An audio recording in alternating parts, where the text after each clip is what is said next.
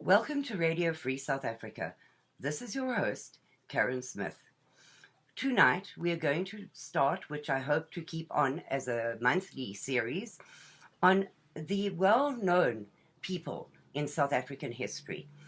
Now, they're well known to South Africans, but obviously not to the rest of the world.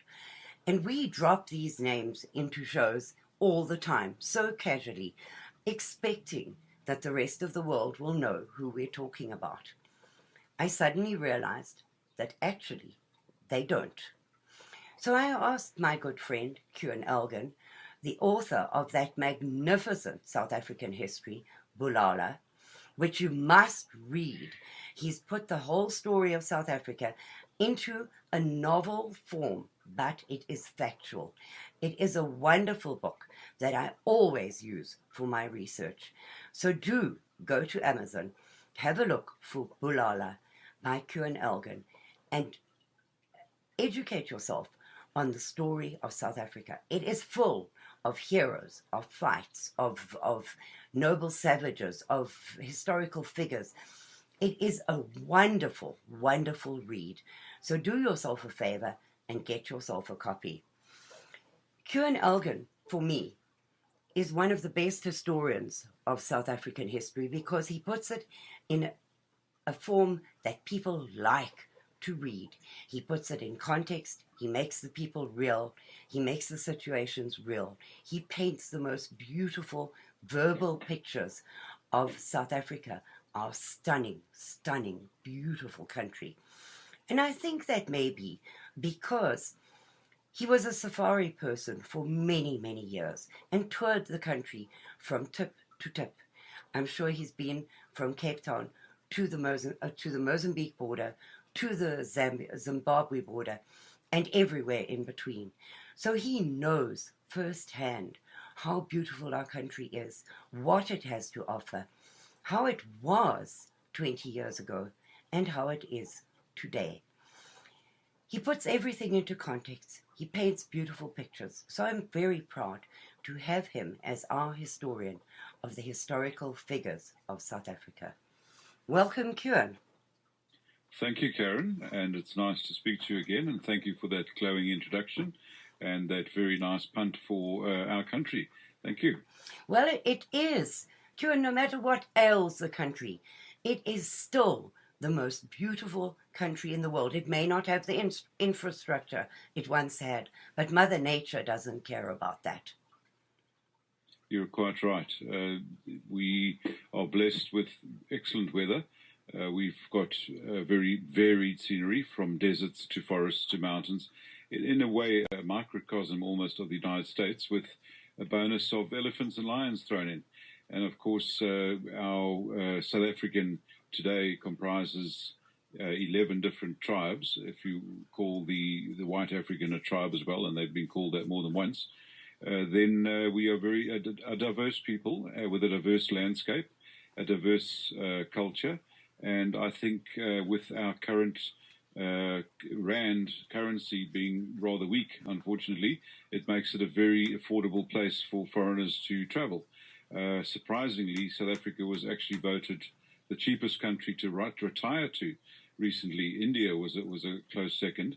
And although we constantly complain about rising prices, and for good reason, it is still an affordable place to live and enjoy yourself.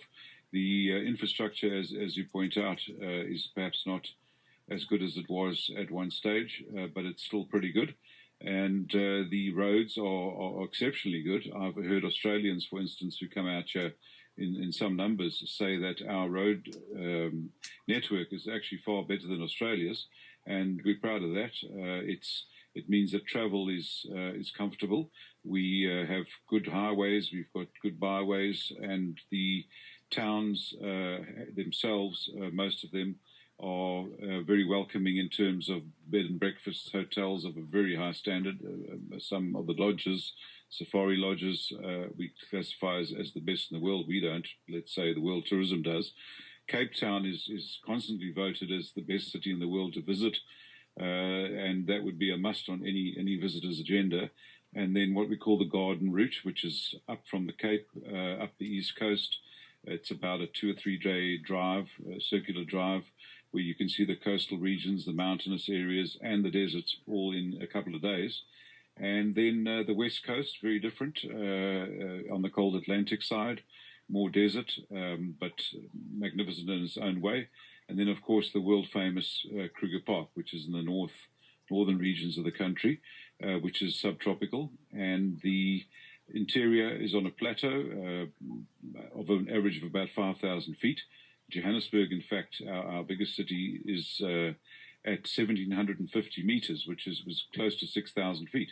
Most people are quite surprised. There aren't that many large cities in the world at that altitude, which gives it a magnificent climate. It lacks the humidity of the lower regions, and the seasons are very apparent there. It's quite a city, Johannesburg, and I know it perhaps has not a great reputation as a crime spot, but in the same way, I suppose, as we would think of Chicago, we think of Al Capone, and it was almost 100 years ago. So it's perceptions, but it is a bustling and dynamic city, and the gold, of course, which it's famous for, although it's starting to run out now. It is what supplied the money engine, you could say, for the rest of the country in many ways, and made South Africa an industrialized country to a greater extent than any other African country. Unfortunately, and I was just reading statistics this morning, our manufacturing sector has shrunk by 50% in the 20 years since the ANC got in. They've been in 21 years now. 50% it has shrunk. So largely due to unreasonable labor demands, shorter working hours, a higher minimum wage with low productivity, all the socialist, Marxist type rhetoric which the government spews out, and it's made a lot of investors think twice about coming into the country. As an economist once put it, foreign investment is like a cloud of dollars circling the globe looking for a safe place to land. Unfortunately, if our labor here thinks that people will only invest in this country to uplift them, then they are living in cloud cuckoo land. Investors want returns, and there would be hopefully a socio-economic upliftment component to their investment, but that would not be the driving factor. And these are the realities which unfortunately don't seem to get through to our major populace. And consequently, our manufacturing sector has seen disinvestment rather than investment. The mines are struggling now. Commodity prices are down. Demand from China, which was our largest trading partner, has dropped considerably. And our agricultural sector is under pressure.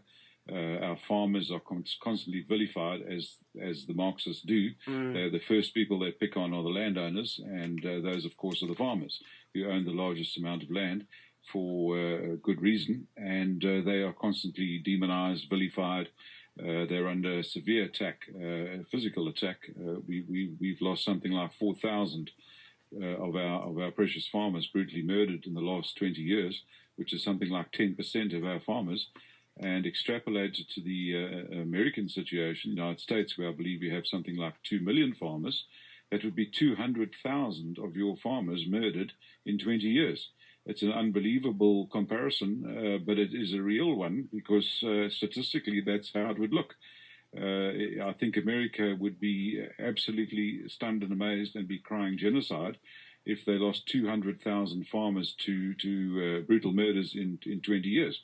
Yet that is statistically the equivalent of what we've had to swallow, and no one says a word.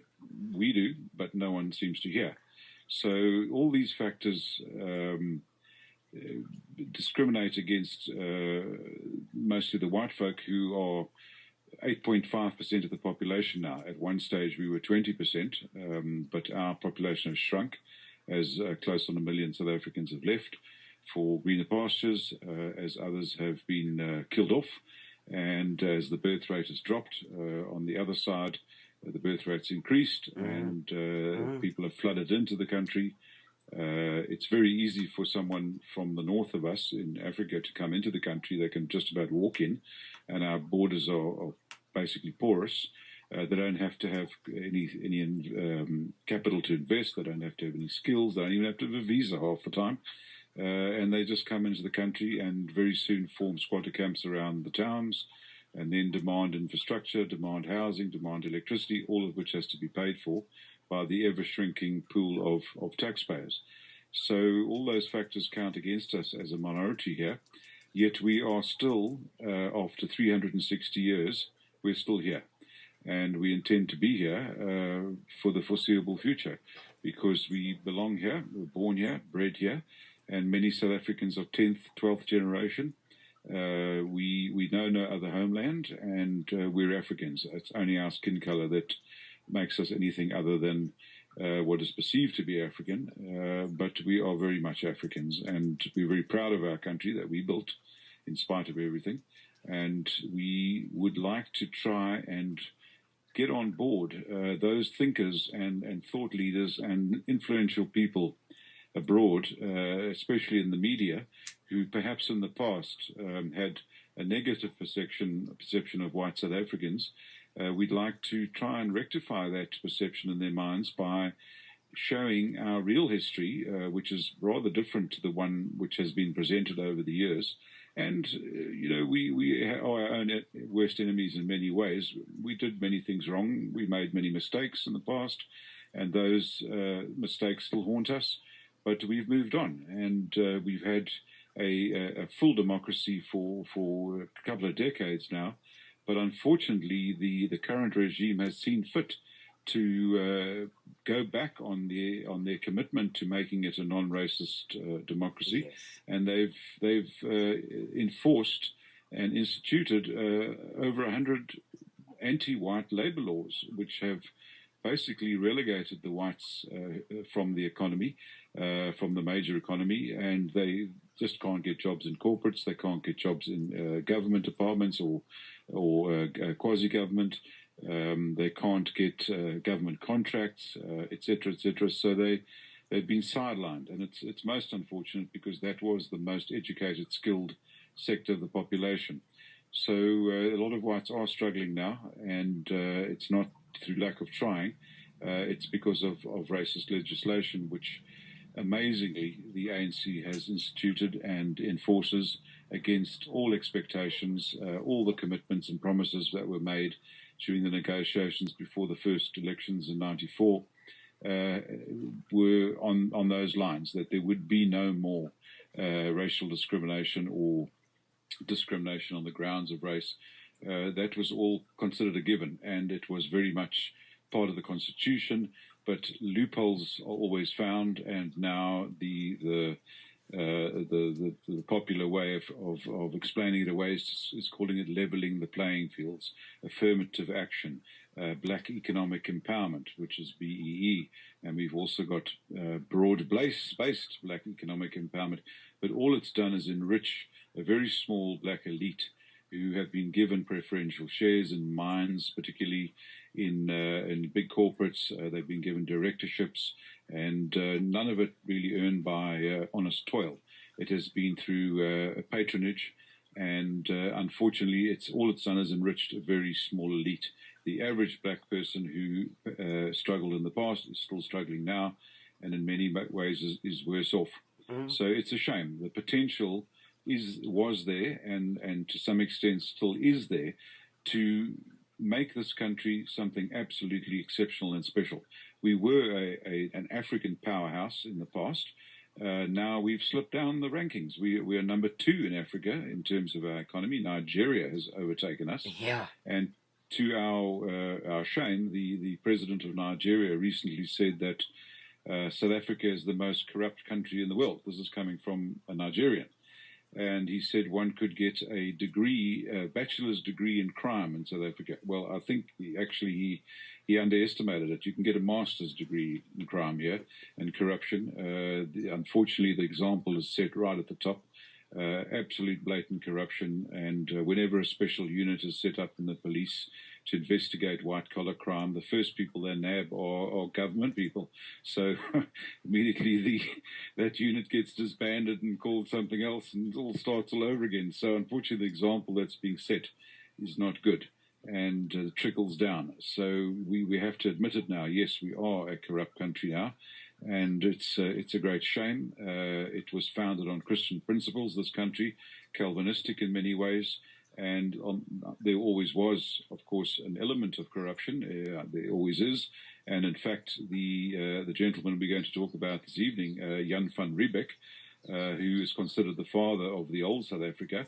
There were even accusations against him before he became governor of the Cape. Not for corruption necessarily, but he was accused of private trading by the Dutch East India Company, which is similar to the English East India Company.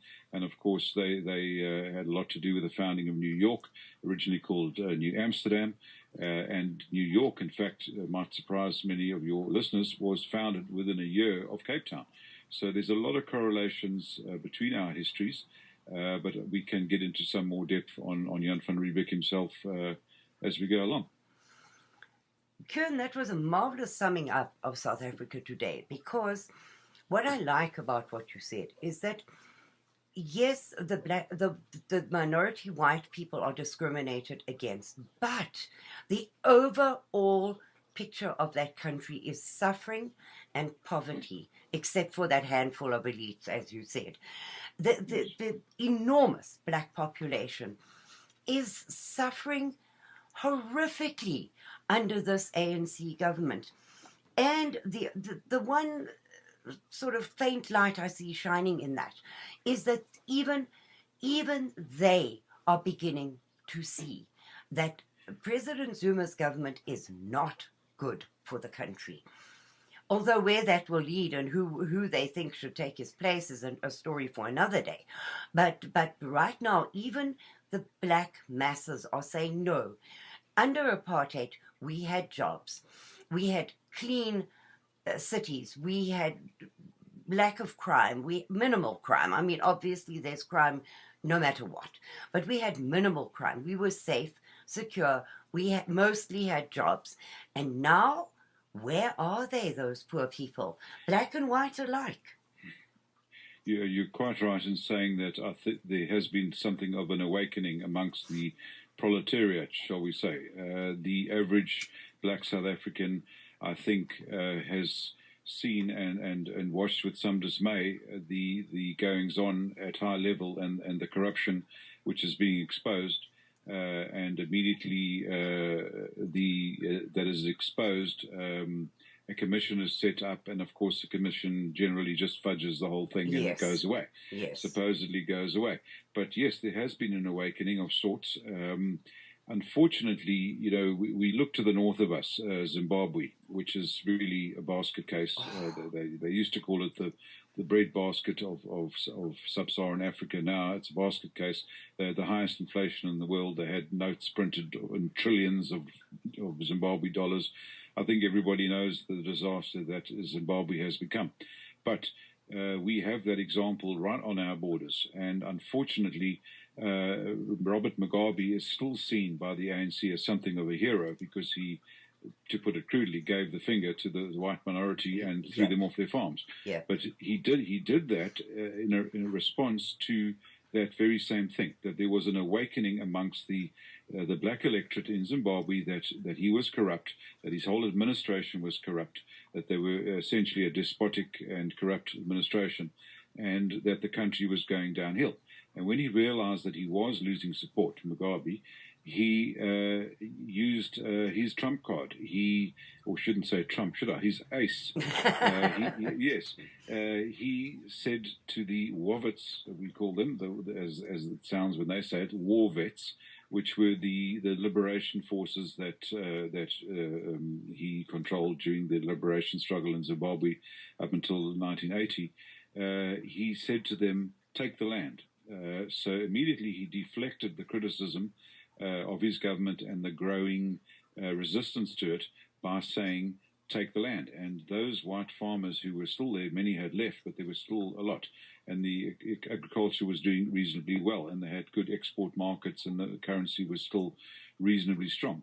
He used that as a foil and he diverted the attention away from the corruption and incompetence of his government, and he created a free-for-all. And all of a sudden, these so-called war vets were invading white farms, assaulting the farmers. Some were killed. Many simply had to flee with what they could carry and their clothes on their back and their families. And they ended up in South Africa, a lot of them, or they ended up in Zambia, which had already gone through all of this and now was welcoming white farmers back because the economy was also largely agricultural, and they needed this expertise. But Zimbabwe used that grab the land philosophy as a deflection of criticism from those when they saw their power base was eroding, the administration. And unfortunately, we're seeing the same thing here. When the Zuma administration realized that the people, the ordinary people, were starting to grumble and point fingers at them, suddenly they upped the rhetoric about taking the land, and that the white farmers stole the land. And nothing could be further from the truth, and we can go into that at some stage. But they suddenly started pointing fingers again, at which they did in the past, and then it quietened down, but they suddenly started it again. And the local firebrand, a chap called Julius Malema, who runs a small party, so they've got about 6% of the seats, but very vocal. They appear to be the radicals in the country, the left radicals, Marxist type, and they're always going on about the white farmers and we must take the land.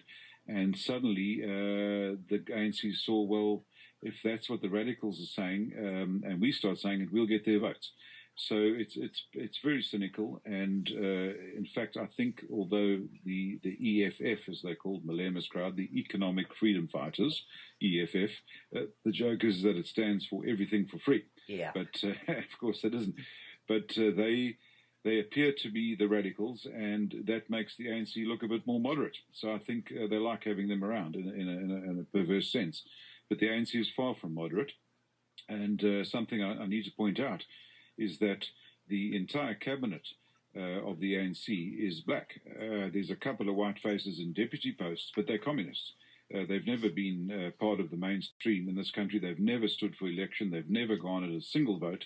Yet there they are sitting in the cabinet, and that is the typical communist way, is they don't necessarily see that they need to stand for election and as an open political party. No, they use their influence in behind closed doors to steer the country their way. And the odd white face that we see in the inner circle are all communists. There's not a single captain of industry, white captain of industry. There's not a single white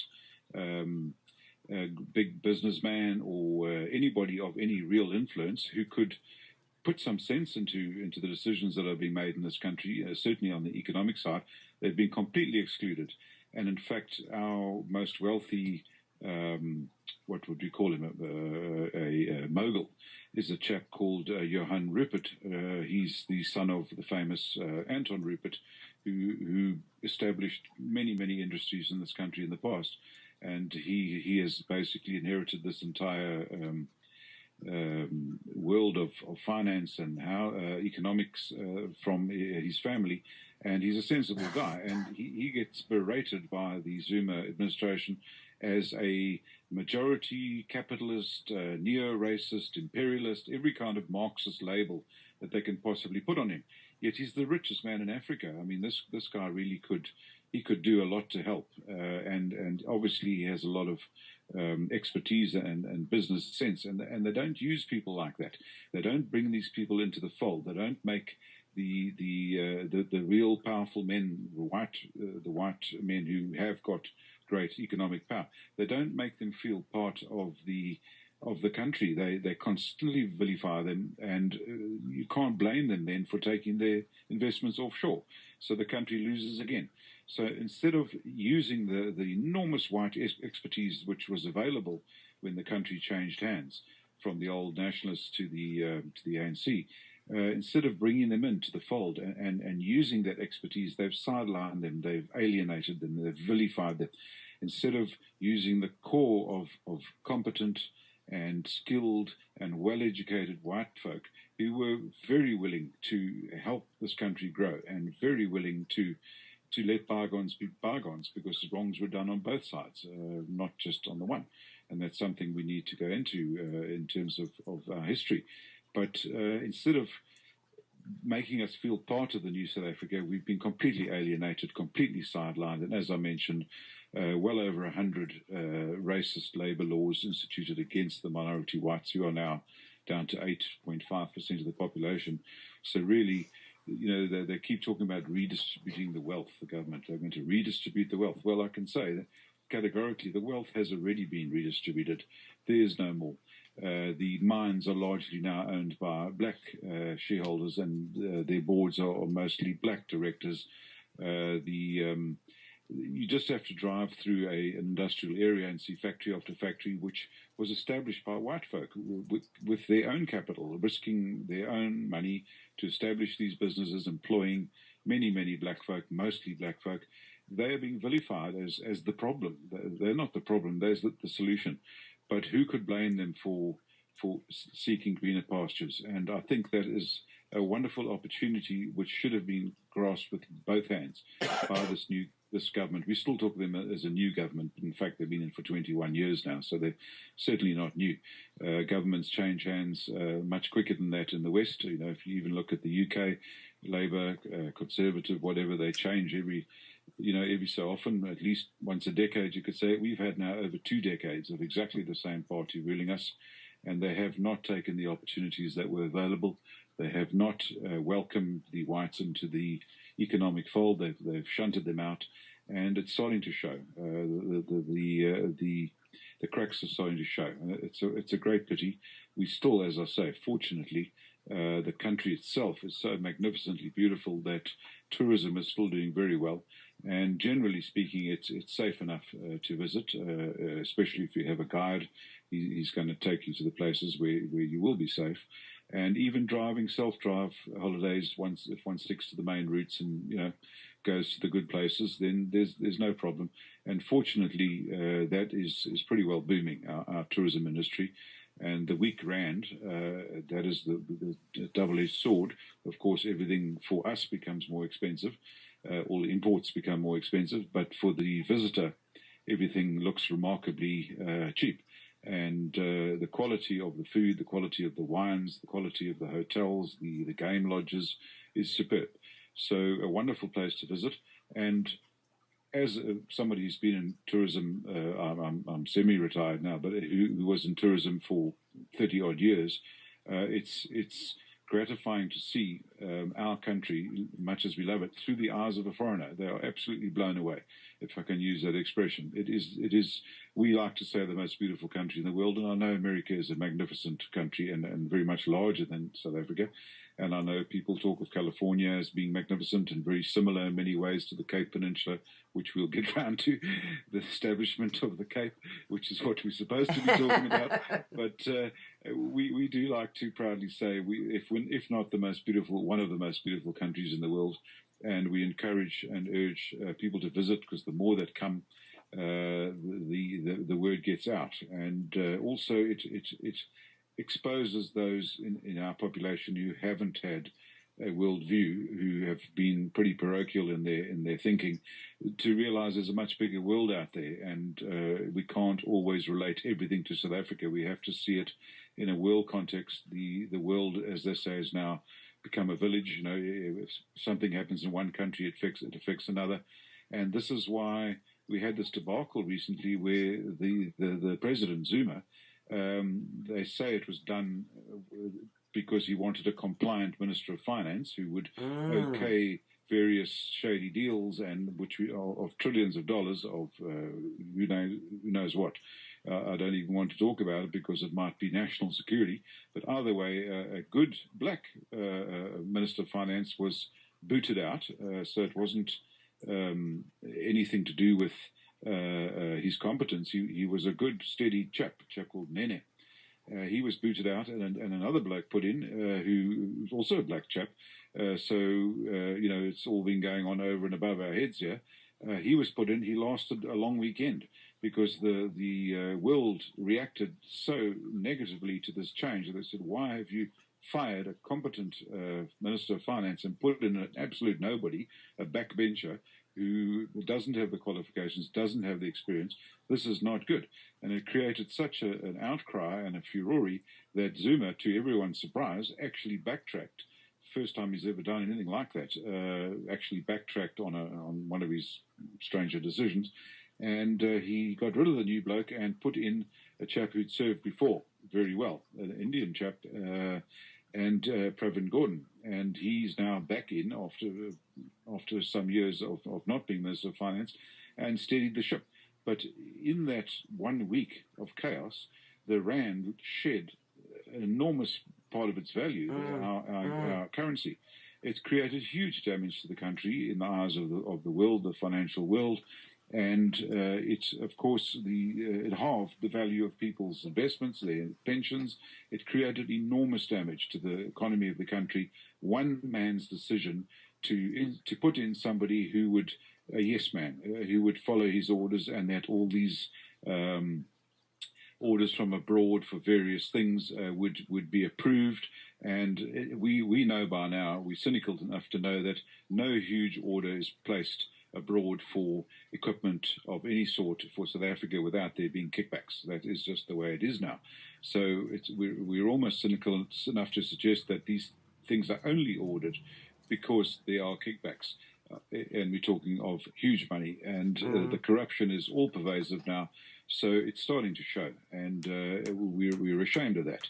It has to change. There is talk now of the ANC recalling, as they say, the President Zuma, or redeploying him, but we haven't seen any concrete moves yet. There's a municipal election coming up in a couple of months, and we'll see which way the wind blows. But I don't think there's going to be any dramatic changes, and the status quo will likely be maintained. But the rand took a pounding. It hasn't recovered to any great extent. It has lost 50% of its value in the last 5 years. Our manufacturing sector has shrunk by 50% in the last 20 years. Our agricultural sector is under pressure because of these threats to our farmers. What farmer would want to invest his capital in expanding his infrastructure, expanding his farm, planting orchards which take many years to mature and produce, when he could lose his land at any time because of these threats from the government? What farmer would want to buy a farm where the previous farmer was brutally murdered and his family brutalized? As they say here, if you kill a farmer, you kill a farm. Nobody wants to farm there. So there's all these pressures at play, and none of it has done any good for our economy. And yet they are such obvious things that can be fixed overnight. All it takes is for the government to say, listen, white folk, all 8.5% of you, we appreciate the contribution you make to the economy, and we want you to come forward, and we want you to serve in government, in the economic sectors of government, in the industrial sectors of government, in the mining sectors, even as deputy directors. But no, they will not do it because of the racist attitude they have towards the whites. And we are very much to blame. We have to admit that for a lot of that, because we have not taken seriously the task that we need to do to undertake to correct the misconceptions and the misperceptions of the past. We were our own worst enemies when it came to PR. We do, unfortunately, as in America and here, the same people control the media there as they do here. And they tend to be leftish, and as a result, we were slated for decades as being, really nasty folk, when in fact we're not. And we've always got along pretty well. On the average South African of whatever colour, whatever race, whatever creed, have always got along pretty well. But it's the politicians here who stir up the dissent. They stir up the animosity, not the average people. Any South African will tell you your day-to-day interaction with other South Africans of every description is good. We're a friendly, open, outspoken people, and we have a good sense of humour. Generally, we are a happy people. But our government is making us unhappy. And it's a shame. We have the potential to once again be a powerhouse in every sphere. South Africa has always been at the cutting edge of technology when it comes to medicine, nature conservation. We used to have amongst the best tertiary education in the world. We've slipped way down the rankings on that. All those things can be fixed. None of them are unfixable. And it just takes political will. It takes putting aside the animosity which exists perhaps from the past politically, and which has been fired up again, and put all that aside and get on with the job of running what could be a vital potential powerhouse and run it properly. So we have these problems. But other than that, we have a very rich culture, as I say, very rich history, as America does, very many correlations which we can talk about, and very many lessons which America can learn from South Africa and the way things are working out here. Well, Cuan, this seems like the perfect place. You said that we are good people.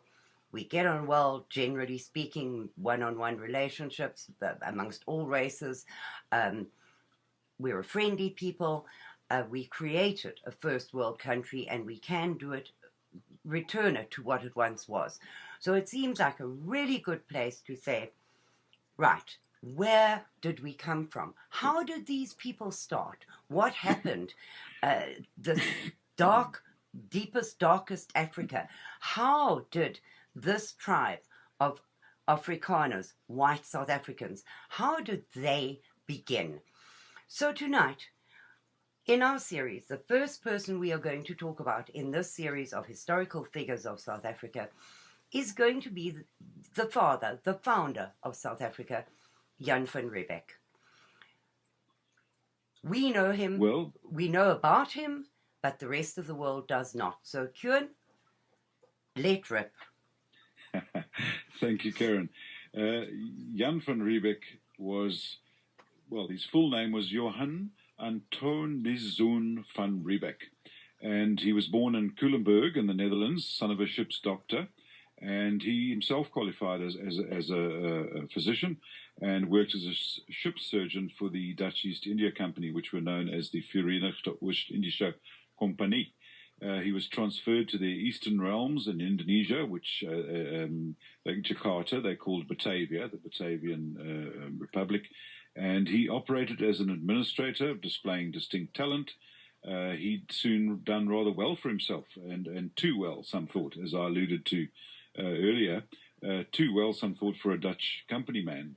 The Dutch corporates were known to be tight-fisted, and he seemed to be doing rather too well.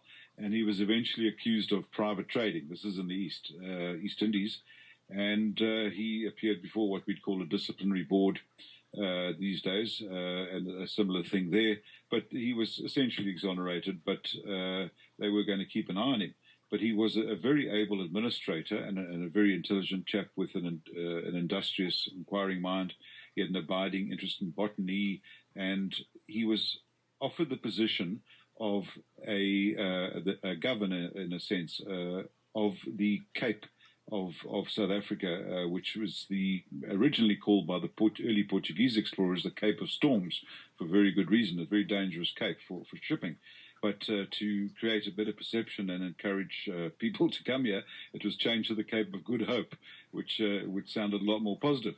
But to go back a little bit, the Cape itself is many people think Cape Town and the Cape Peninsula is the southernmost tip of Africa. It's not, in fact. It's the most southwestern tip. A few hundred miles up the east coast is the actual southernmost tip, which is Cape Agulhas, which means Cape Needle in Portuguese, or Cape Compass.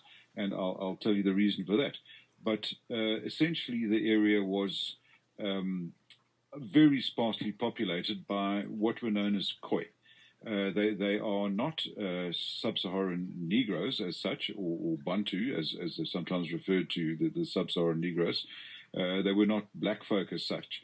They were a very interesting little anthropological anomaly.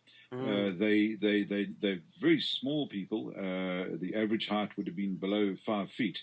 And they have a strangely apricot-colored complexion, not black at all, and almost oriental eyes. And there's a lot of speculation and debate on where they came from. Nobody really seems to know.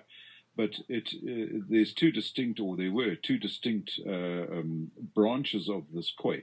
There's much argument again because, of course, they had no written history, only oral traditions, so they can't tell you themselves.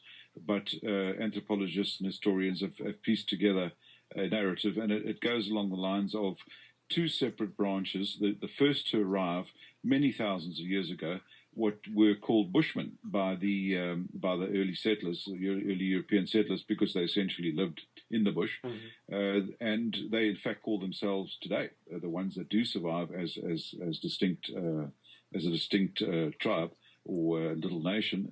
They call themselves Busman, which means Bushmen. So they have no qualms about that. It's not politically incorrect to them.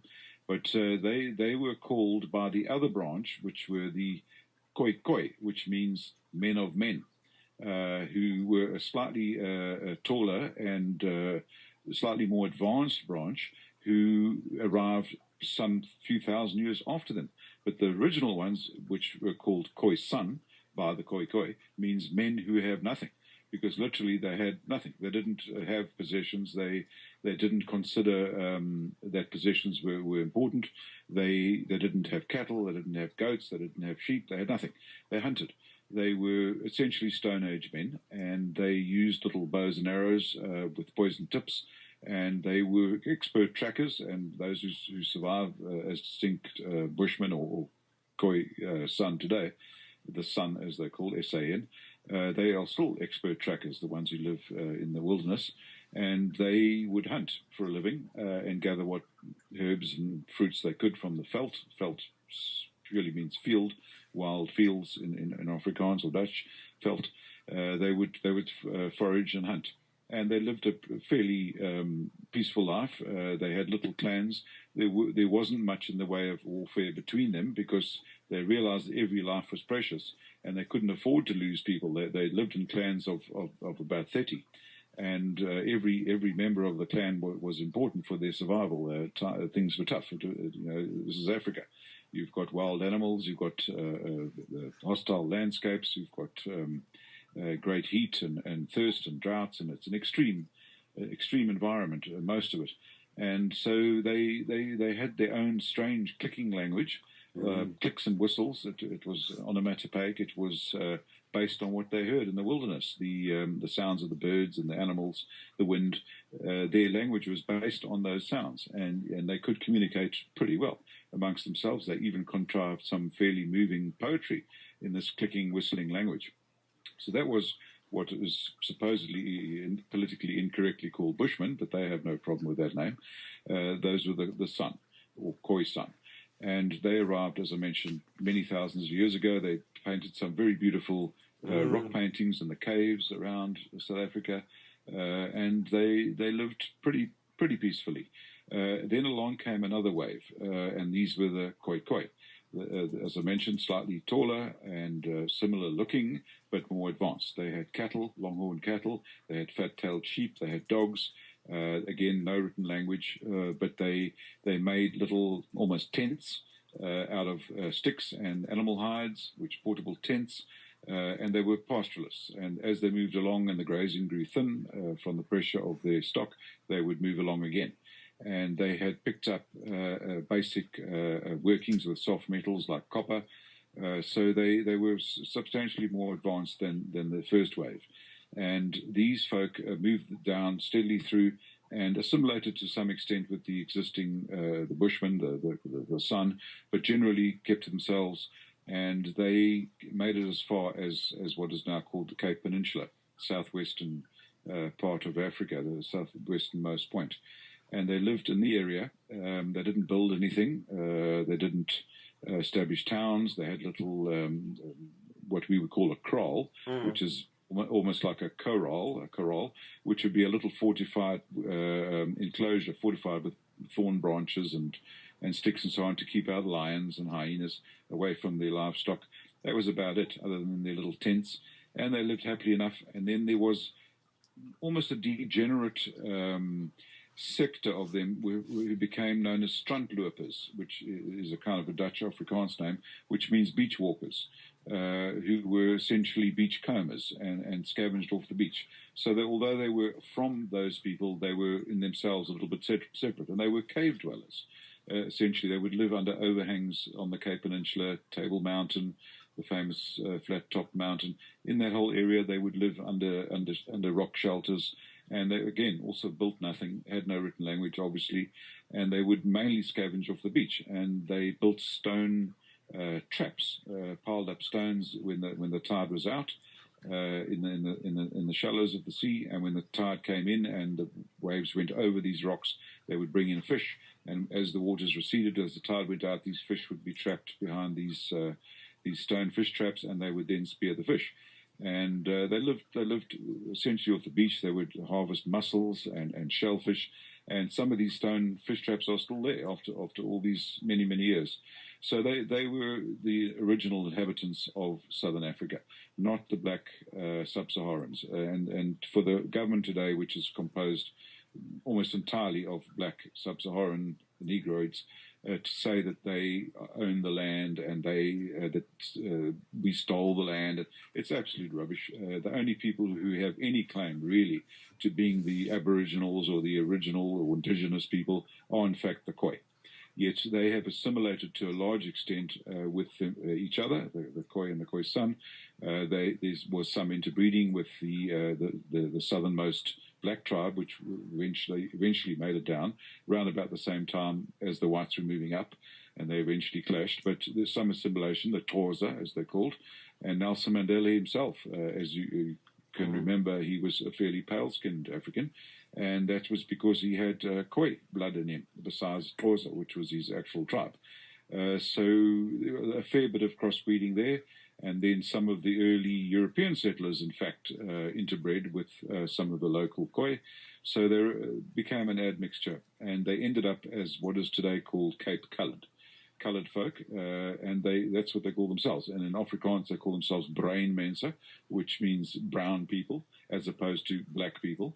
And they don't see themselves as black. They speak Afrikaans. Strangely, they don't speak black African languages. They speak Afrikaans, and when I say strangely, it's because a lot of people are surprised when they come to South Africa and the Cape particularly, and they hear the coloured folk speaking what sounds like a Germanic language, which in fact it is. It's a mixture of Dutch and Flemish and a little bit of German, a little bit of French, and it ended up as Afrikaans. It was the lingua franca in a sense. So the interaction between the early Dutch settlers and the locals was carried out in Dutch, and it eventually evolved, or some would say devolved, into what became Afrikaans. And that's what they speak. The vast majority of coloured folk in South Africa, and certainly those in the Cape, the so-called Cape Coloureds, speak Afrikaans, and they identify far more closely with the Afrikaner, the white African, than they do with the black folk. And they, in fact, it's thanks to them, their little voting bloc. They're about the same amount now in terms of population as the whites. So there's approximately the same number of coloured folk, so-called, and white folk in South Africa, who, if they vote together, which happens very often, and voting is very much along racial lines still to this day, if they vote together, they can keep out the ANC. And they've managed to successfully do it in one province only out of the 9, because that's the only place where you find large concentrations of coloured folk and white is in the Cape. The so-called, what used to be called the Cape Province is now called the Western Cape. It's just one of 9 provinces. But as a result of managing to keep the ANC out, although they occasionally take the odd town in the municipal elections, as a result of keeping them out, it's the best run province, it's the most well-managed province, it's the cleanest province, the roads are in the best condition, the towns are the best run. Anywhere where the ANC gets their fingers in, I'm sorry to say, they ruin it.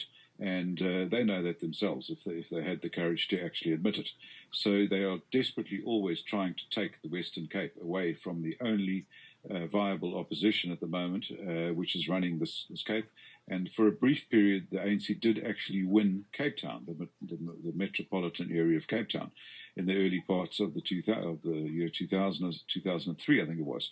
They won it because they bussed in tens of thousands of Xhosa tribespeople from the Eastern Cape, which is a separate province, bussed them in and established sprawling squatter camps all over Cape Town and swung the vote. And briefly, a couple of years, they actually managed to take Cape Town and manage it or mismanage it because it was a disaster. They squandered billions of dollars, we call it rands, of course, which is now very weak against the dollar. It used to be twice as strong as the dollar, incidentally. It used to be $2 American to a rand when I was still a young man. Now it's, I think it's about 15 rand to the dollar. Yeah. So it's worth 1/30th of it what it was when I was a young adult. Either way, the ANC, as usual, squandered money and taxpayers' money and ratepayers' money and handed out all the housing contracts and the building contracts to their pals. The work wasn't done properly.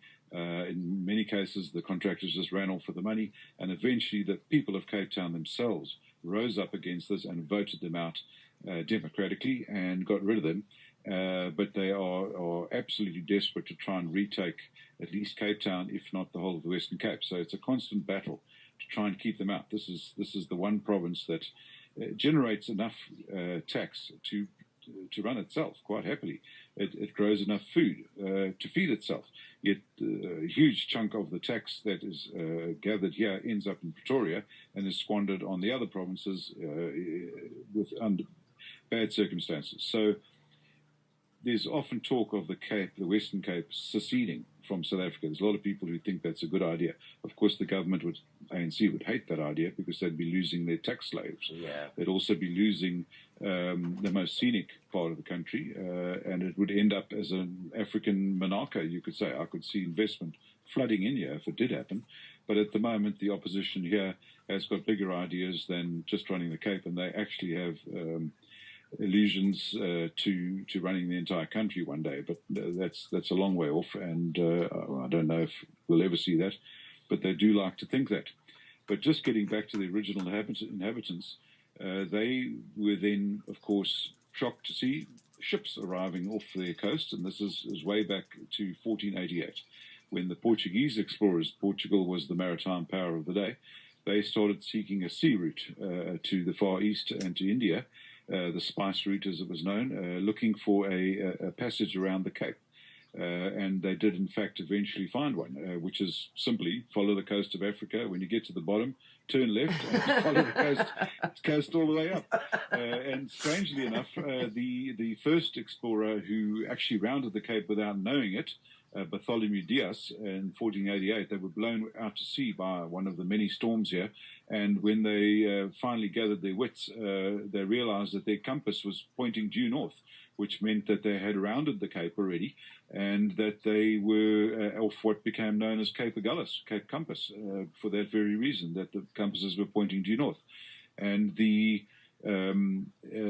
upshot of it was that they opened the sea route. They didn't go all the way to India. By then, they'd been at sea for many, many months, and this crew were very ill and becoming a bit mutinous, so they actually turned back. But they had rounded the Cape. They proved it could be rounded, and they went back to Portugal. And later explorers, particularly Vasco da Gama, was the next one round, and he actually made it all the way around and all the way up to India. So the sea route was opened up. And this is the late 1400s. But notably, the Portuguese explorers saw no black people whatsoever anywhere near the Cape. They saw these Hottentot people, as they called them.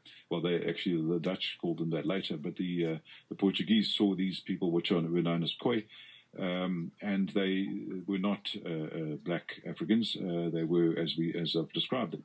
And the only black Africans that later explorers saw was 1,000 kilometers or close to 1,000 miles further up the east coast into what is now known as the Eastern Cape. And they'd stopped there as the migrating tribes coming down from Central and East and West Africa, the Bantu tribes, Nguni speaking, as we say. They had migrated down, and it was a natural barrier where they stopped. No other reason than that the climate changes there from temperate to almost a Mediterranean-type climate with long, dry summers and wet winters. Mm. And the vegetation changes from good grassland and pasture for their cattle. They were cattle herders. to scrubland, what we call fynbos, which means fine bush. It's kind of a scrubby, very beautiful in its own way, proteas being the most prominent flower amongst it, but not very good for cattle grazing. So they stopped there. And also the crops that they were used to growing were not suitable for cold, wet winters, and they stopped. So that's as far as the south as the Bantu, the black sub-Saharan tribes migrated, and they stopped there. And the early explorers' records verify that. They were nowhere near the Cape. So to claim that the black tribes owned the land and the whites stole it from them is absolute rubbish. And we've proven it again and again, and yet people still want to believe it perhaps, but it's not true. And the later explorers were English. They stopped off the Cape.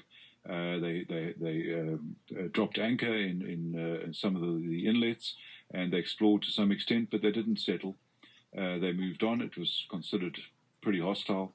And then the Dutch, and our hero here, Jan van Riebeck, he was on his way back to Holland, to the headquarters in Amsterdam, when they stopped at the Cape to rescue the survivors of shipwreck. If I can quote from Bulala, I see we're coming up for the hour. So yes, I'll we quick. are. We have about a minute before an ad break. Well, then just briefly, Van Riebeck had been aboard a fleet that rescued the crew of the Haarlem, which had run aground at the Cape in 1647. The 58 crew of this vessel had established a wood and sand fort to protect themselves and their valuable cargo while awaiting rescue, and had explored, hunted and traded with the locals. And it was on the basis of their report that a decision was made to establish a halfway refreshment station in that area, and Jan van Riebeck was reckoned to be the man for the job. That is a perfect place for us to stop. We will be back in a few minutes. Was the right man for the job. He was born in Culemborg in the Netherlands, son of a ship's doctor. Van Riebeck himself later qualified and worked as a ship surgeon for the Dutch East India Company. He was later transferred to the Eastern Realms in Batavia, where he operated as an administrator, displaying distinct talent. He soon had done rather well for himself, and too well, some thought, for a Dutch company man. He was accused, as I mentioned earlier, of private trading, but he essentially got a slap on the wrist. What is remarkable is that he was only in his early 20s at this stage, and he'd already been promoted a couple of times. But after his disciplinary hearing, he was sent home to Netherlands. And on the voyage, the fleet anchored in Table Bay in order to collect most of the ship's company of the wrecked ship, the Nieuwe Haarlem. And Van Riebeck had the opportunity to spend 18 days exploring the area. And on his return to Holland, he strongly supported the report that these survivors of the shipwreck made, that this was a good place to establish a revictualling station on the southernmost or southwesternmost extremity of Africa. And on the basis of his report, the board of directors, the Hera 17, the 17 lords, decided that they would go ahead with this. And in March 49, Van Riebeck married Maria de Quillery, who was of French Huguenot, as we say. Americans say Huguenot, I think, but we say Huguenot. She was living in Holland, but of French Huguenot extract, and quite an independent, liberated type of woman. She never changed her surname. She kept it Maria de la Quillery. She never became Maria van Riebeck. And they set up home in Amsterdam, but had a child, and unfortunately the child died in just a couple of years later, and their second child was born the same year.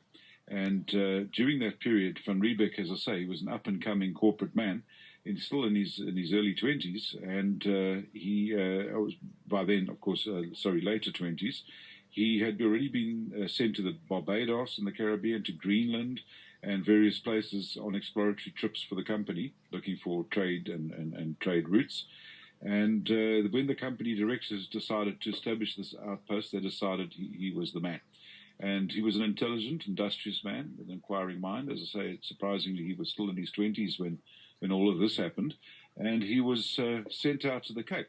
He had an abiding interest in botany, so he found the incredible variety of flora of the Cape most fascinating. Just Table Mountain itself has got something like 3,000 different species of flora, more than the entire British Isles. That's one mountain in the Cape. Wow. And although he didn't relish the difficult prospect of having to establish fresh produce gardens and orchards from scratch on what was then still a pretty inhospitable Cape Peninsula, and to trade for cattle and sheep from the Khoi herders who pastured their livestock nearby.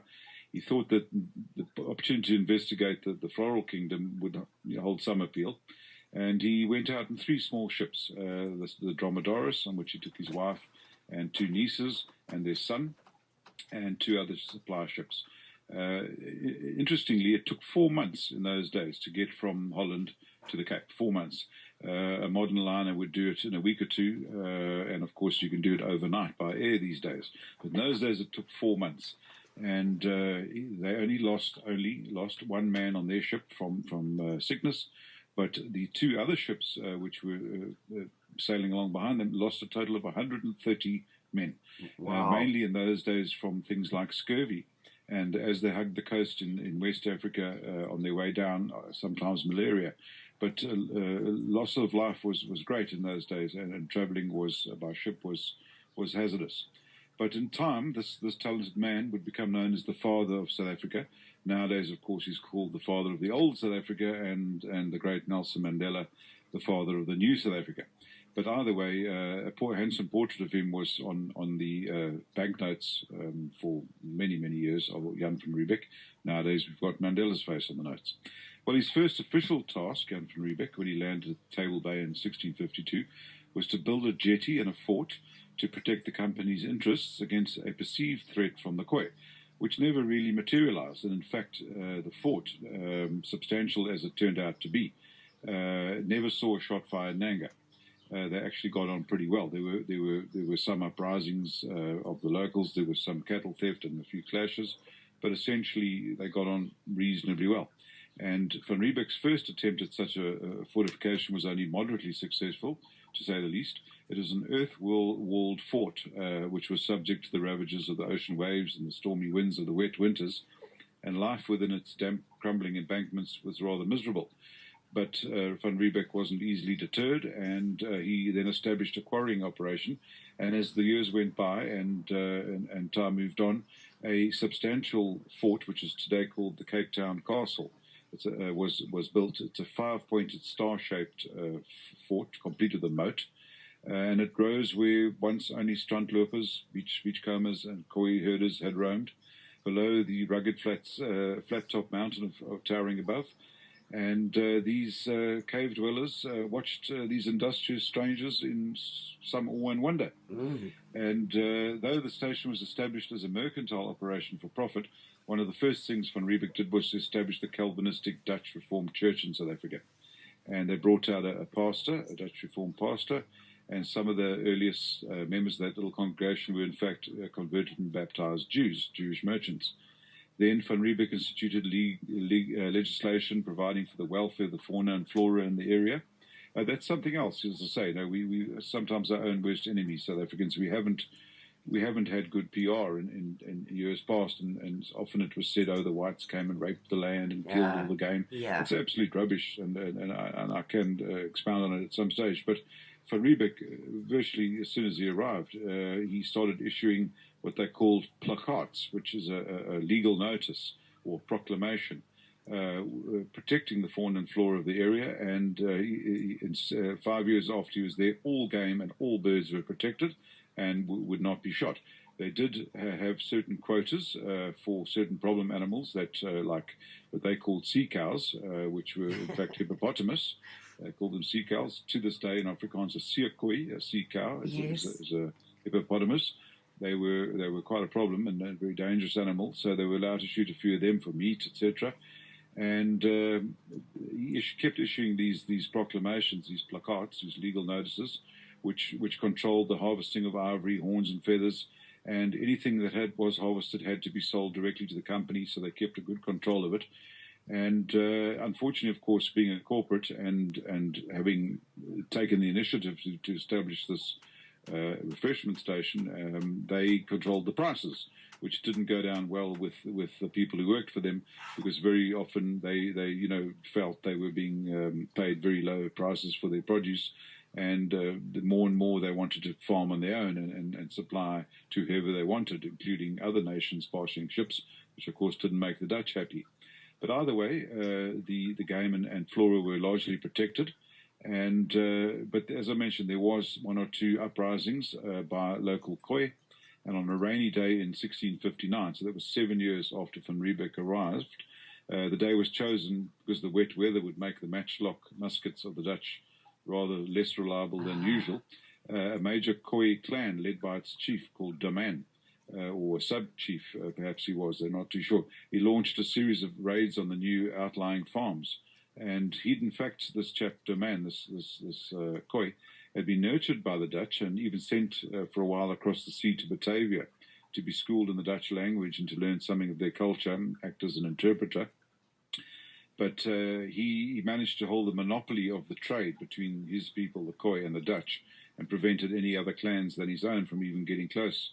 But as the reality of the Dutch enclave and its continuing expansion finally dawned on him, Daman decided to try and drive the whites back into the sea. Now, that's been a recurring theme throughout our history. And he used to taunt a girl called Eva, who was originally called Kratoa.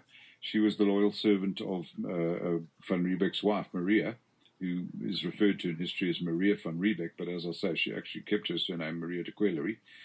She was their loyal servant and interpreter, and he would taunt her, this Daman, and say, "Here comes Kratoa, the advocate of the Dutch, and she will tell her own people stories and lies, and in the end betray them all." But Eva was taught the Christian religion. She became fluent in Dutch and acted as an interpreter for the locals.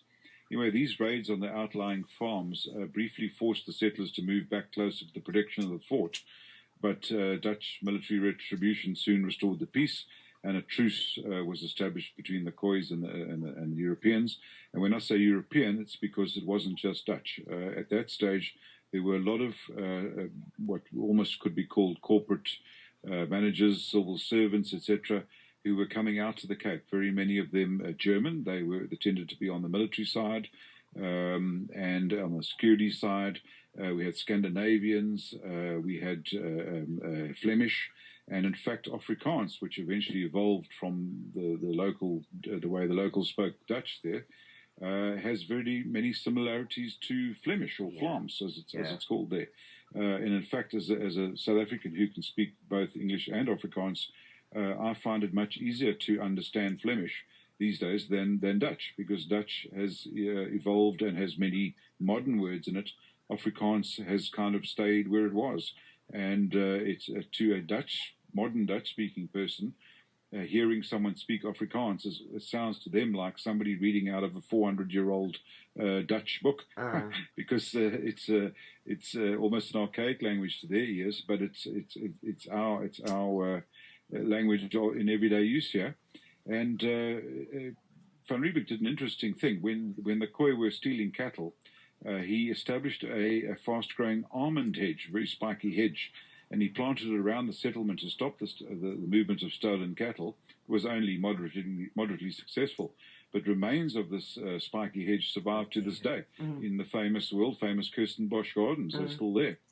Anyway, eventually this chap, man, this Khoi, who acted as interpreter but eventually turned on the Dutch, he eventually died in 1663, and the company diarist recorded, "For his death, none of us will have cause to grieve, as he has been in many respects a mischievous man towards the company with capital C."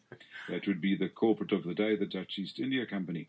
Well, as time went on and the various Khoi clans seemed content to raid each other's cattle herds and leave the Dutch herds alone, they were still building up their herds, the Dutch bringing in new blood and trading with the locals. There were these indecisive battles and a few clashes, but the Dutch then imported horses, which gave them the mobility to thoroughly rout the more aggressive Khoi clans.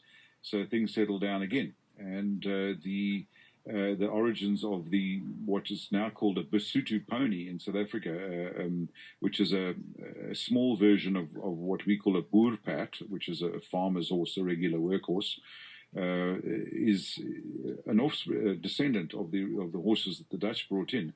And the smaller, more nimble ones were taken eventually up into the mountains by, much later, some of the black tribes, especially the Basotho, as they're called, into the mountain kingdom of Lesotho, which is landlocked in the middle of South Africa. And they're now known as Basotho ponies. But that's where they originally came from. Anyway, the relations, as I say, settled down between the various clans and the Dutch, and there was a fair bit of trade. The Khoi had some access to copper and from the mountains, and they traded this for cloth and hardware, etc. But Van Riebeck was never particularly happy in the Cape. He missed the hustle and bustle of the metropolises of Holland, and he was essentially a city man, although he, as I mentioned, was interested in botany.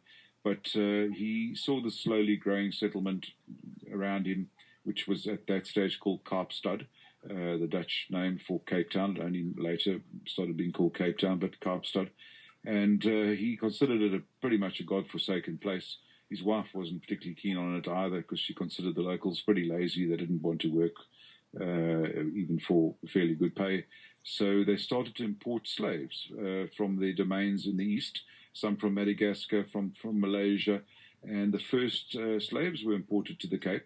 Quite a few of them were actually political prisoners who'd risen up against the Dutch authorities in the east.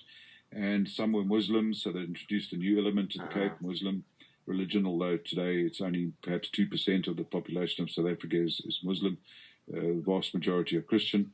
But this was a new element brought in, and they tended to be quite skilled, the Malays. And they were the tailors and the carpenters and the coopers and the cobblers, and they tended to run those sort of trades, and they did reasonably well for themselves. Which will surprise many people, a slave could be released after a certain period of service, or when a male turned 25 or a female 22. The owner could release them quite happily, and they'd become what were known as free burghers, free citizens.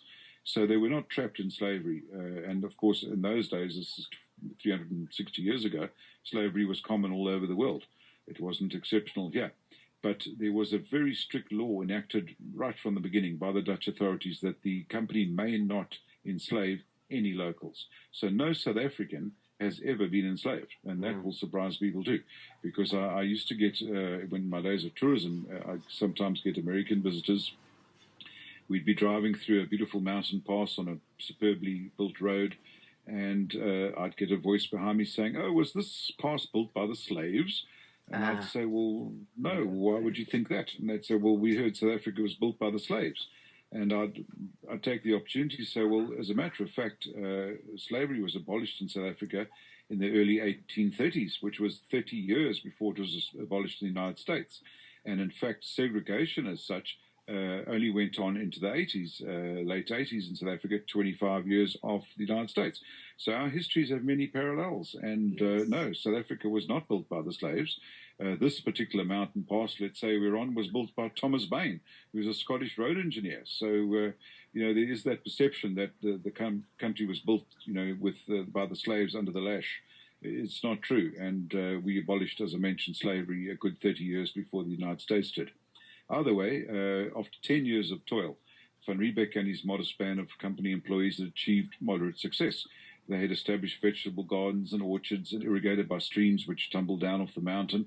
A town had been laid out, Cape Town, still small, with maybe 300 European inhabitants, had sprung up, and it consisted mainly, as I mentioned, of artisans, farmers, soldiers, and sailors, either employed by the company or dependent upon it. But they still struggled to meet the growing demand for fresh produce required by the many passing ships. And his wife, Jan van Riebeck's wife, Maria, commented that the indigenous inhabitants of the Cape, that's the Khoi, were not willing to bend their backs in paid labor. And yet the Hero 17, the board of directors, the 17 lords in their plush boardrooms in Amsterdam and Batavia, were still not satisfied with progress. So we must submit a request for more Eastern slaves to be imported, because they're at least capable of being trained as artisans, and some of them became quite skilled.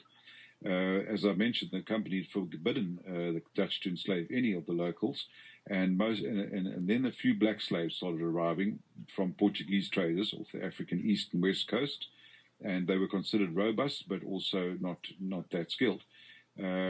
As time went on, Batavians, Indians, Malays began to be imported. Not all slaves; some were regular folk.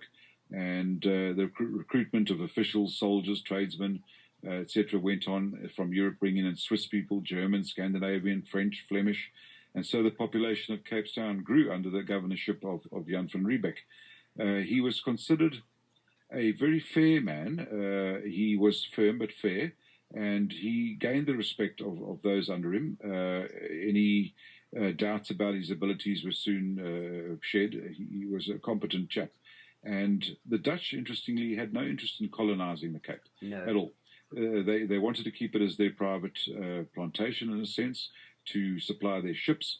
And anyone who worked for them had to work for them alone. And anyone who built for the company. Anyone who grew anything supplied the company's stores and ships at prices set by the company.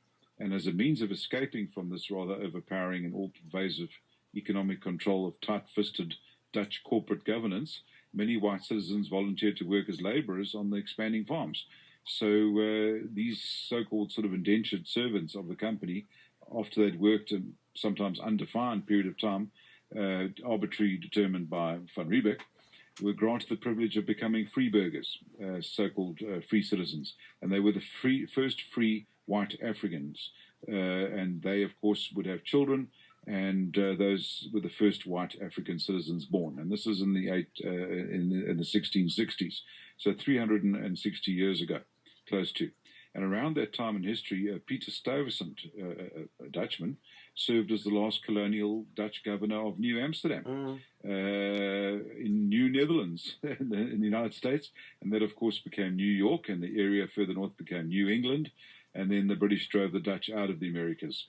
And by 1660, so this is 8 years after Van Riebeck arrived, there were only about 120 free white citizens. And 85 years later, this is 1745 or so, there were only about 1,000 white Africans had been born. But they did see themselves as Africans. In fact, when I was writing Bulala, the book that we mentioned earlier, the history of South Africa, my American editor, Robert Balacius, or Balakias, as I think the Americans say, we say Balacius.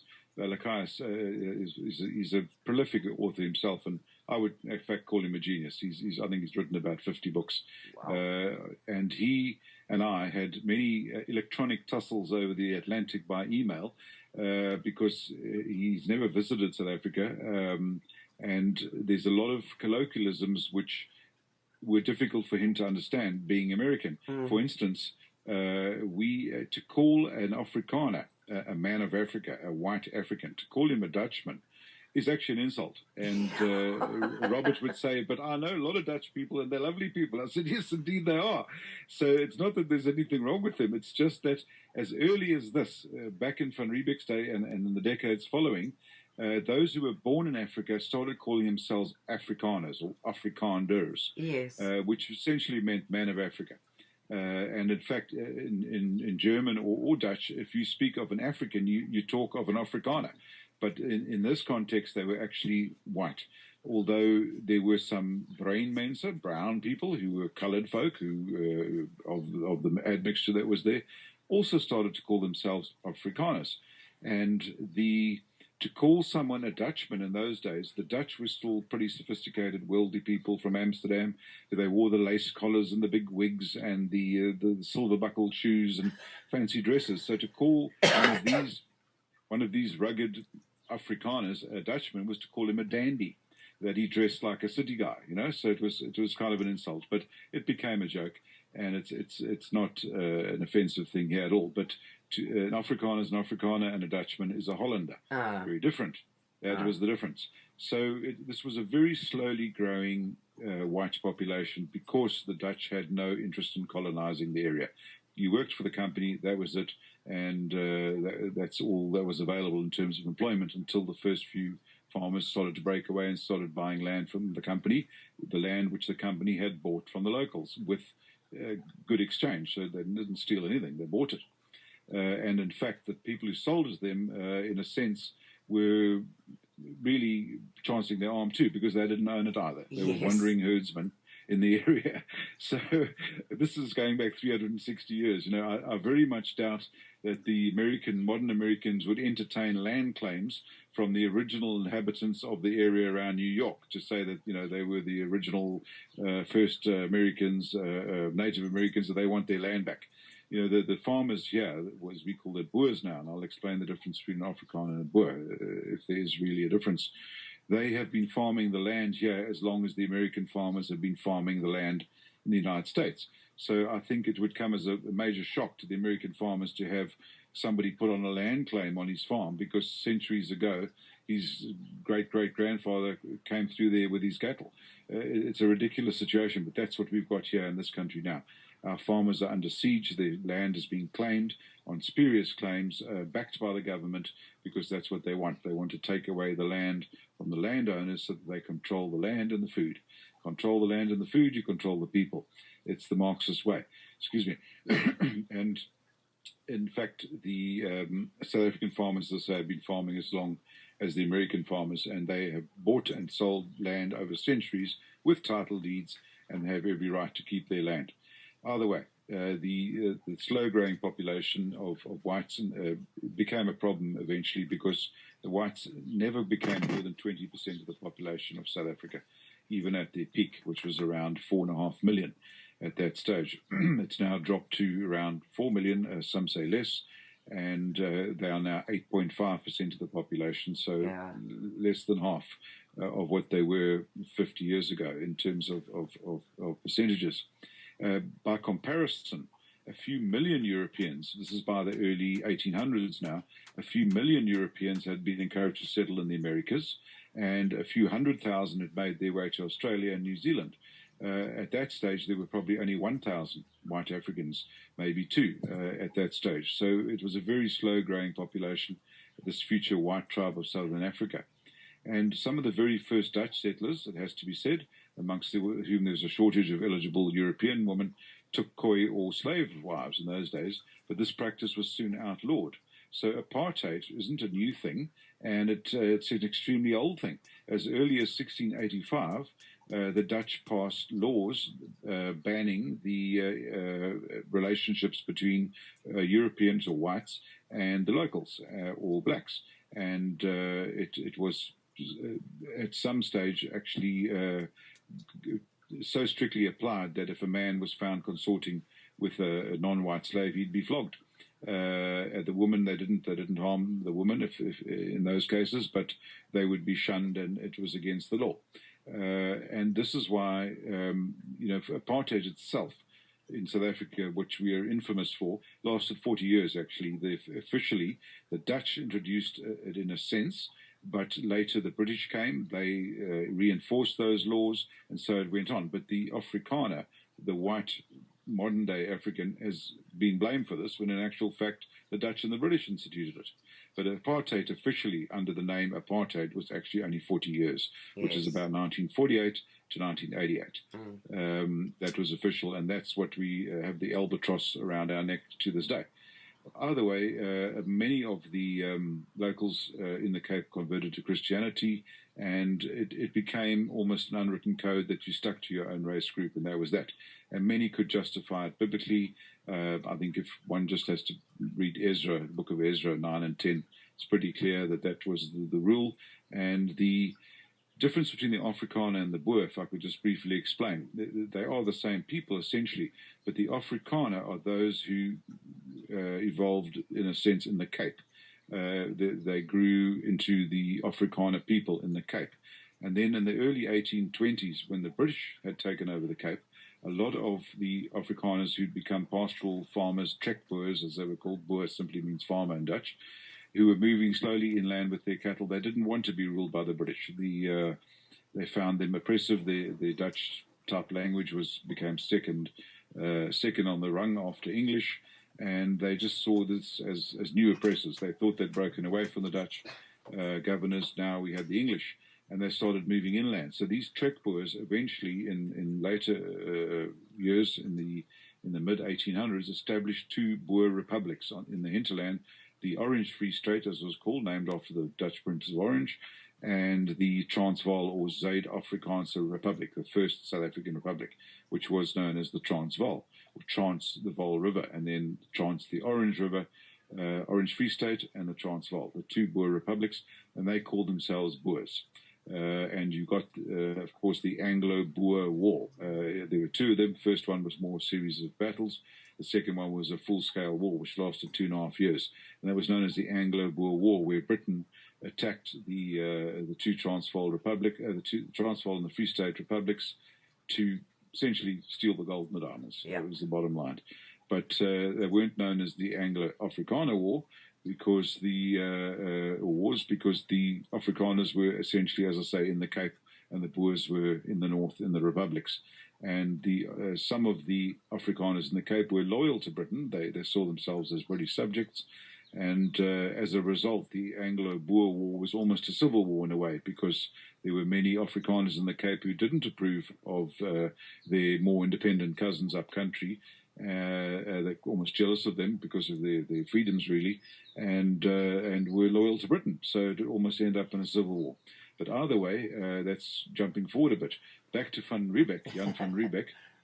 He kept applying for a transfer. He wasn't entirely happy where he was in the Cape. He wanted to get back in the mainstream of corporate life, and he applied for a number of transfers. He was turned down every time and told, carry on. And eventually, after 10 years, they said to him, okay, we think you've done a pretty good job, and you've done what we asked you to do, which was establish this trading station and refreshment station in the Cape. And he managed to get a transfer, and off he went. And so that he moved out of Cape life, and there were a series of governors after him, some very competent, some not so competent. But Jan van Riebeck, is seen as the father of the old South Africa. And the Dutch, of course, are fine to this day agricultural engineers. They're famous for their dikes, of course, reclaiming land, etc. And they established a network of canals throughout the Cape, far inland, and even the little Karoo towns, as we call them, Karoo being there's the little Karoo and the Great Karoo. One is semi-desert and one is less arid. The Klein Karoo is the more fertile one, the Great Karoo. But there's canals in all the little towns, which still work perfectly to this day, which were established by the Dutch. So we have much to thank them for. And they established the Western Cape as a real bread and fruit cornucopia. It is very beautiful, and the vineyards in the Cape are justly famous throughout the world. The French Huguenots, which came out, only about 200 families or heads of families with their wives and children in 1688. So that's 30 odd years after Van Riebeck arrived.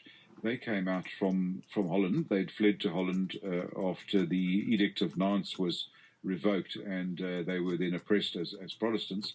And the Dutch, as even today, pretty cosmopolitan. They took them in as refugees, in a sense, but they were highly skilled and very well educated people. And being French, many of them had worked or owned vineyards in France, and they were pretty good at this. So the Dutch had a go at growing vines to supply wine to the ships and to export to Holland. And when the very first bottle was produced by the Dutch, Jan van Riebeck, they gave him the first bottle, and he said, "Praise be to the Lord." But his wife, Maria, took a sip and said, "It's horrible." So they decided they didn't really know how to grow grapes and make wine. So the pragmatic company authorities soon found a way to solve this problem, which was to bring in these French Huguenots. So they encouraged French Huguenot immigrants to the Cape to bring them winemaking skills. And a number of them were glad to undertake the adventure, considering the prospect of living in a climate similar to some regions of France. It's almost a Mediterranean climate.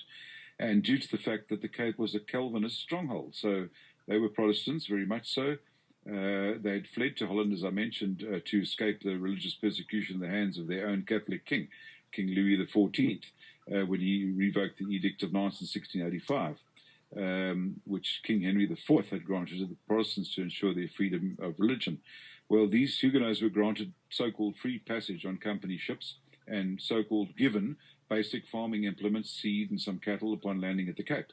But in keeping with the Dutch corporate character of those times, these grants were actually in the form of loans, which had to be repaid. So it was not easy for them, but these deeply religious Huguenots were educated, hard-working people, and they were keen to plant the French vine cuttings, which they'd nurtured on the long sea voyage south. And they were sent off, this is just shortly after Van Riebeck finally got his transfer. They were sent off to the interior of the Cape to an area which became known as Franschhoek, which means French Corner. And they established the well-known Franschhoek Paarl and Stellenbosch wine and brandy regions, and they justly now world famous. So Van Riebeck, he established the basis of what became a very successful agricultural enterprise, and as I say, all the infrastructure that went with it, the town of Cape Town itself, and it was a bustling port. It was known as the Tavern of the Seas for some time. It was quite a good place to stop over to replenish, and a lot of taverns, of course, for the sailors. So it became known as the Tavern of the Seas. And the French influence for a while livened things up a bit. The Dutch were considered fairly dur, but the more French followed in the wake of the Huguenots, and things livened up and got a bit more colourful.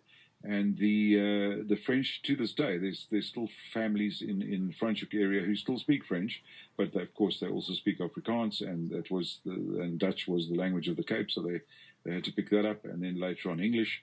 And a lot of our surnames, which we consider Afrikaans surnames, regular South African names like Dutoy or Dutois, Leroux, etc., Duplessis, they're all French names.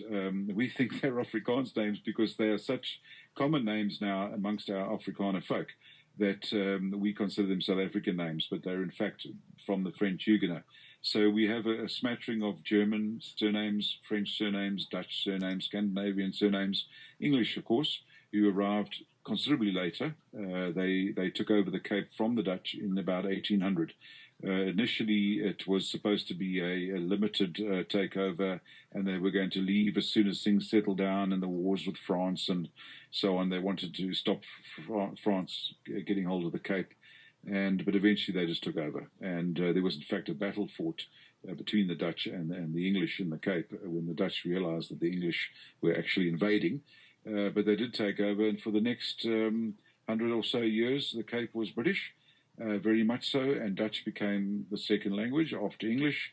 So it was very much a changed place from the one Van Riebeck saw. It had become quite civilized. There was theatre, there was fashion. They lacked nothing that the Europeans had. The ships, of course, were constantly coming and going. So although their news was sometimes perhaps a month or two behind the times, the fashion certainly tried to keep up with Europe, and it became a very civilized place. And to the extent where some of the farmers who were now free burghers, free citizens, who were farming, were doing very well, and they delighted in riding in their glistening carriages into town, pulled by beautiful horses. And then one silly young farmer decided to try and be the centre of attraction, and he managed to tame a team of zebras who to pull his coach into tears. But unfortunately, the old zebra is a sprinter, not an endurance animal.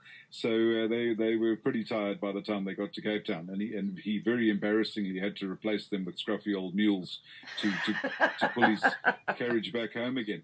But these were the times, and the coloured folk, as I mentioned, were the tradesmen, the artisans, etc. The Dutch or the Europeans tended to be the administrators and the farmers, and so it went on. And a very lively and colourful culture grew in the Cape, which to this day is unique in the South African context. The Dutch who trekked from the Cape became the Boers. Established their republics in the hinterland, which had been cleared for them, incidentally, by the genocidal raids of the man who founded the Zulu nation, Shaka Zulu. And it'll surprise a lot of people that the Afrikaners, as a recognizable tribe, if you want to call them that, ethnic group, are far older than the Zulus as a recognizable nation. The Zulus were unheard of until the early 1800s. They were a minor clan. Ruled by a chief, and up rose this young warrior, Shaka, and he was actually the bastard son of one of the chiefs, and he eventually rose to take over the chieftainship. He was a great warrior, and he established an army, and slowly but surely they either completely wiped out the tribes around them or assimilated them and established the Zulu nation. So the Zulu nation was unheard of before about 1820, whereas the Afrikaners had been called the Afrikaners since the 1700s. So they're considerably older than the Zulus. So they have as much claim as anyone else to being South Africans as much claim as any Zulu, if not more. As I say, the black tribes were moving down into South Africa from Central, East, and West Africa at the same time that the trekkers, the white farmers, the Boers, were trekking inland. And of course, they eventually clashed, but not with Shaka. Shaka barely saw a white man. One or two traders made contact. He had no problem with them. It was his descendants, or in fact, those who murdered him and took over his kingdom, Dingaan and later Chetswaya, they clashed with the whites, but Shaka didn't. And in fact, he found them rather interesting because their medical expertise saved his life once after a failed assassination attempt, etc. But to briefly go back to Jan van Riebeeck, he was our first governor, you could say, father of the old South Africa, and he, at the moment, is kind of forgotten because the current regime, as I like to call them, the ANC, their hero and role model, of course, was Nelson Mandela, and our money now reflects his face rather than Van Riebeeck's. So we've got what we now call the new South Africa, which is very different from the old South Africa. But Van Riebeeck, we still see as white South Africans, certainly, as the father of our country. But he's been exorcised from South Africa Very by a much witch so. doctor. And in fact, Zuma, the current president of the ANC and the country, not too long ago, he said something about, and when Jan van Riebeeck arrived, that's when all the trouble started. Yes. Well, in actual fact, that's when all the development started. And thank God for him, because we have today a pretty good infrastructure, which was established originally by the Dutch. We had a good education system, our parliamentary system, our administration system, our medical facilities, etc., all started there. Our law, we had Roman Dutch law. We still have it to a large extent today. That all came from them. All the structure, there was no written language here amongst any of the tribes. They hadn't invented the wheel yet. So it was a wilderness, and we need to actually appreciate what they did bring with them. Yes. More good than bad. And I actually had the opportunity to address a gathering at the old Parliament buildings in Cape Town a couple of years ago. And it was a gathering of, surprisingly, the Khoi, or those who now are representing the remnants of the Khoi, the original Aborigines, who are saying, why have we been forgotten? This black government wants to take all the land from everybody. What about us? We were the indigenous people. We were the first people here, not the blacks. And this gathering was of them. It was sort of a minority ethnic groups like the Khoi and various others, and the Afrikaner, because they now have no homeland at all either. In fact, they relegated, the white African is relegated to a third-class citizen in this country, discriminated against on every side legally. You can legally discriminate against whites. In fact, it's encouraged. All the labour laws stacked against them, etc. But either way, I had an opportunity to address this gathering, and I had listened with some interest to the Khoi staking their claim, really, and a few others. And one or two of them said, we're talking about the legacy of colonialism and all the bad stuff. And I listened with interest, and eventually I had my chance to talk. And I said, it's been a very interesting afternoon, and I've heard a lot of good stuff and bad stuff about the settlers who first came here and established Cape Town and the country. And we have to be realistic, and let's get real. If it wasn't for the so-called legacy of colonialism, we wouldn't be having this meeting in this magnificent parliamentary building, sitting on these beautiful green leather benches. We'd be sitting on the side of a hill on boulders, because that's all there was when they got here. Yes. So let's get real. Let's appreciate the good stuff. Apartheid has been scrapped. It's done away with by the late 80s. Essentially, apartheid was dead. And by the 90s, it was not even applied anywhere, and completely scrapped in the early 90s. So for a couple of decades now, there hasn't been anything like that. No legislation discriminating against black folk, but there's been a lot of legislation now instituted discriminating against white folk. So how far have we come? It's almost as though the lessons of the past have not been learnt, which is a great shame.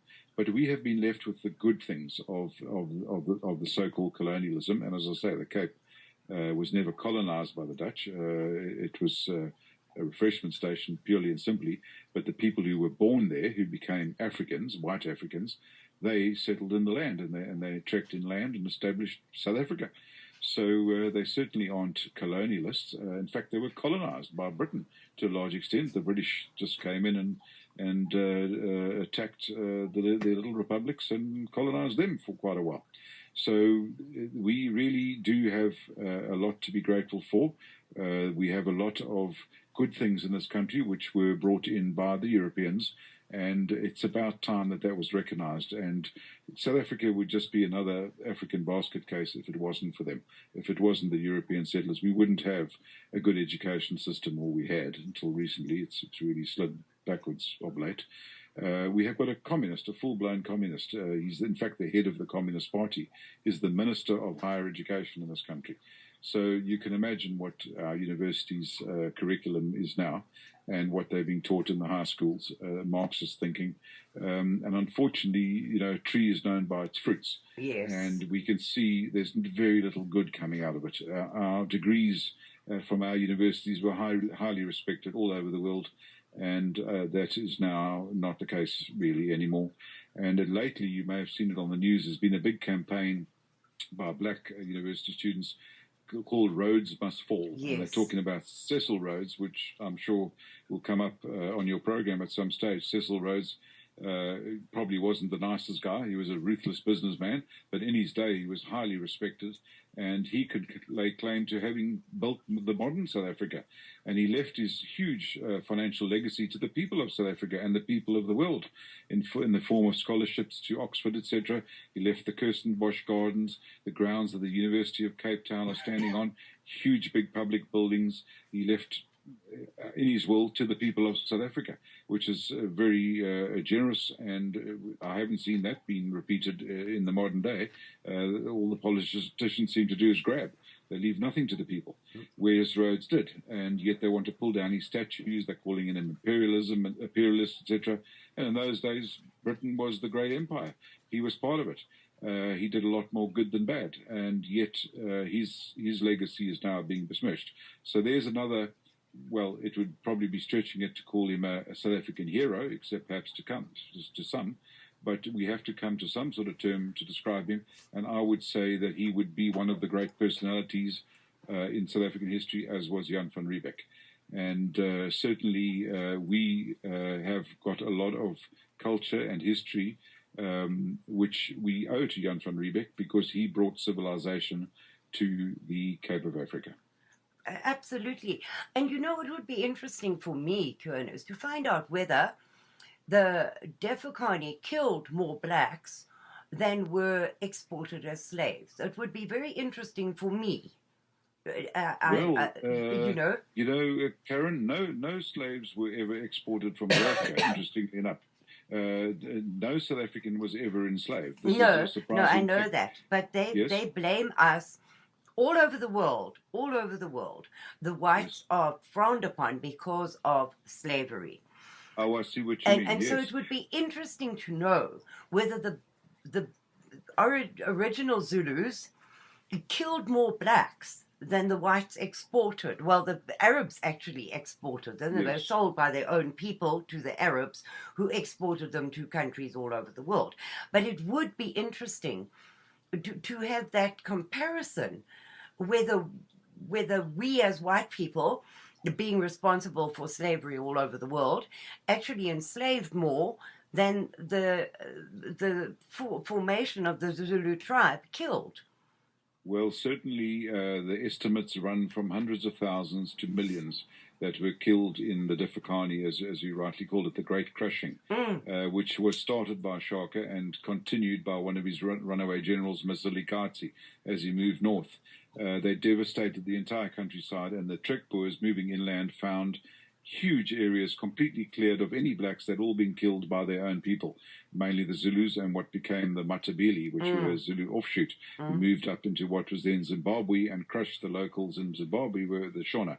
So yes, huge numbers were killed, by their own. And as you rightly say, the great slave traders of the day, besides Britain, were the Arabs. But they never had to go inland. That's an interesting thing, to capture slaves. Their slaves were waiting in chains for them at the ports, captured by their own chiefs. Yes. The black chiefs would capture neighboring tribes, even sometimes their own people who they had fallen foul of them, and sell them to these slave traders.